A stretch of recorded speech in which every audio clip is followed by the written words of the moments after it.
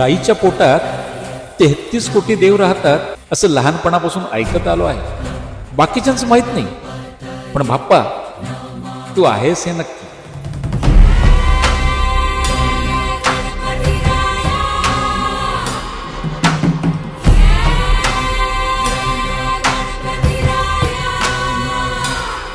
तुझ्या इतकं मी कधीच कोणाला जवळून नाही पाहिलं. तसं बघायला गेलं तर मी तुला अनुभवलं.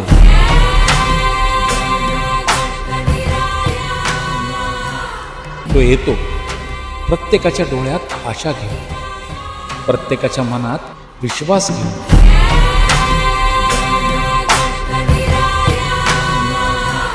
तो येतो सुखकर्ता म्हणून, दुःखहर्ता म्हणून, मंगलमूर्ती माझा, विक्रोळीचा महाराजा म्हणून.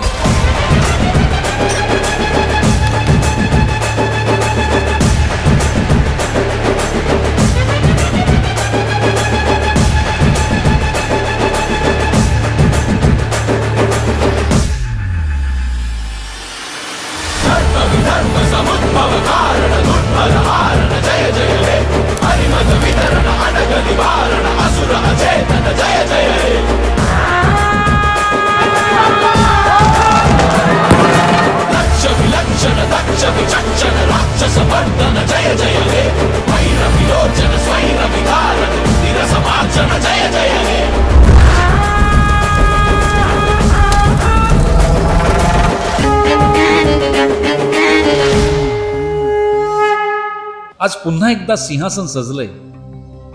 राजा परत आलाय आपल्या जनतेत. जशी रायगडावर गर्जना झाली होती तशीच गर्जना आज या गणराजाच्या आगमनाने घुमते आहे. जय भवानी, जय गणराज.